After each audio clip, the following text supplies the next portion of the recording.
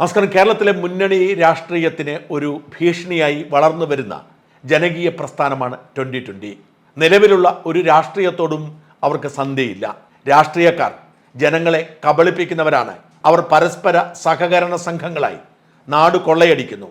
അഴിമതിക്കും സ്വജനപക്ഷപാതത്തിനും അവർ തമ്മിൽ മത്സരിക്കുന്നു എന്ന് വിശ്വസിക്കുന്ന സാധാരണ മനുഷ്യരുടെ വികാരം കണക്കിലെടുത്ത് മതേതരത്വത്തിലും ജനാധിപത്യത്തിലും ഗുഡ് ഗവേണൻസിലും അടിയുറച്ചുണ്ടായ നിരവധി പ്രസ്ഥാനങ്ങളിൽ കേരളത്തിൽ ഏറ്റവും ശക്തിയോടെ വേര് പിടിച്ചത് 2020 ആണ്. 2015 കിഴക്കമ്പലം പഞ്ചായത്തിൻ്റെ ഭരണം ഏറ്റെടുക്കുകയും 2020 സമീപ പ്രദേശത്തെ 3 പഞ്ചായത്തുകളുടെ കൂടെ ഭരണം പിടിച്ചെടുക്കുകയും ചെയ്ത 2020 ഇന്ന് കേരളത്തിൽ ഏറ്റവും അധികം ചർച്ചയാകുന്ന ജനകീയ പ്രസ്ഥാനമാണ്. കുന്നത്തുനാട് നിയമസഭാ മണ്ഡലത്തിൽ ആകെയുള്ള 8 പഞ്ചായത്തുകളിൽ 4 ഇപ്പോൾ 2020യുടെ ഭരണമാണ്.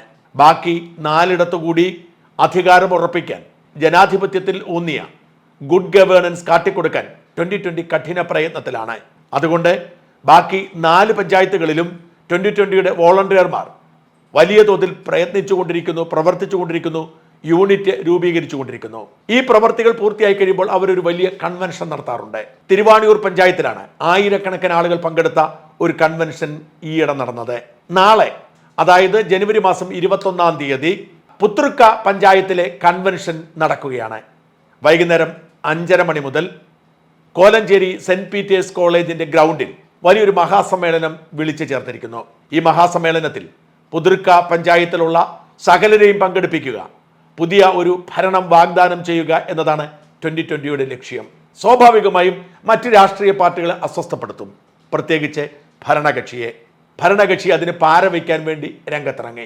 2020യോടും അതിനെ നയിക്കുന്ന കിറ്റക് സാബുവിനോടും അദ്ദേഹത്തിൻ്റെ സംരംഭങ്ങളോടും ഈ സർക്കാരിനും CPM നേതാക്കൾക്കും എത്രമാത്രം കലിപ്പുണ്ടെന്ന് എല്ലാവർക്കും അറിയാം. കിഴക്കമ്പലത്ത് നിന്നും 2020യെ കെട്ടുകെട്ടിക്കാൻ ഇല്ലാത്ത കേസുകളൊക്കെ രജിസ്റ്റർ ചെയ്ത് പ്രവർത്തിക്കാൻ കഴിയാത്ത സാഹചര്യം ഉണ്ടാക്കിയത് എല്ലാവരും അറിഞ്ഞതാണ്. 10,000 പേർക്ക് തൊഴിൽ കൊടുക്കുന്ന ഒരു സ്ഥാപനത്തോടാണ് ഈ പക. അതുകൊണ്ട് തന്നെ കിറ്റക്സ് പുതിയ നിക്ഷേപം നടത്തിയത് തെലങ്കാനയിലാണ്. അവിടെ 50,000 പേർക്കാണ് തൊഴിൽ കൊടുക്കുന്നത്. കിറ്റക്സിനെയും 2020യെയും എന്നിട്ടും തുടർച്ചയായി CPMന്റെ നേതൃത്വത്തിൽ വേട്ടയാടിക്കൊണ്ടിരിക്കുന്നു. അനേകം കള്ളക്കേസുകളാണ് 2020ക്കെതിരെ എടുത്തത്.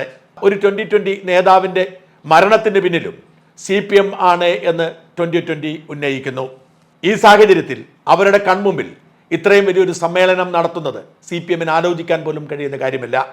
CPM നടത്തുന്നതിനേക്കാൾ വലിയ കൺവെൻഷനാണ് പലപ്പോഴും 2020 നടത്തുന്നത്.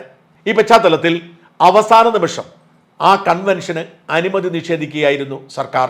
സെന്റ് പീറ്റേഴ്സ് ഗ്രൗണ്ടിലെ കുറച്ചു ഭാഗം പുറമ്പോക്ക് ഭൂമിയാണെന്നും അതുകൊണ്ട് റവന്യൂ വകുപ്പിന്റെ അനുമതി കൂടി വേണം എന്ന് പറഞ്ഞ് അവസാന നിമിഷം അനുമതി നിഷേധിക്കുകയായിരുന്നു.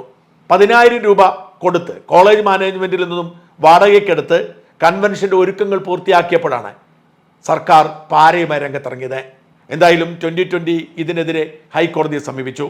ഇന്നലെ ജസ്റ്റിസ് രാജ വിജയരാഘവൻ 2020ക്ക് കൺവെൻഷൻ നടത്താൻ അനുമതി കൊടുത്തു.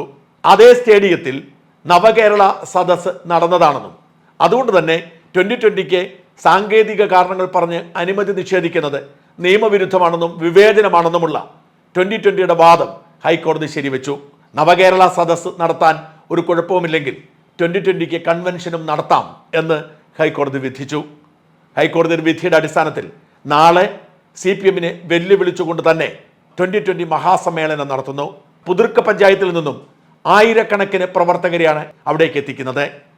പിണറായി സർക്കാരിനെ സംബന്ധിച്ചിടത്തോളം ഏറ്റവും പുതിയ തിരിച്ചടികളിൽ ഒന്നാണ് ഈ ഹൈക്കോടതി വിധിയും അവരുടെ മുമ്പിലൂടെ നടത്തുന്ന ഈ ജാഥയും.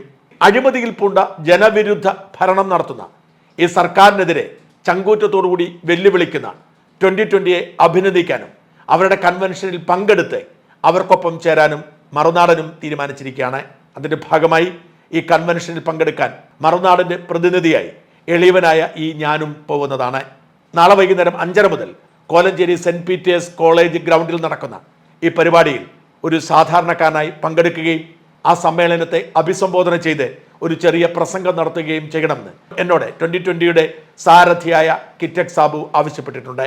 ആ ആവശ്യം അംഗീകരിക്കുകയും ഈ ചടങ്ങിൽ പങ്കെടുക്കാൻ തീരുമാനിക്കുകയും ചെയ്തിരിക്കുന്നു.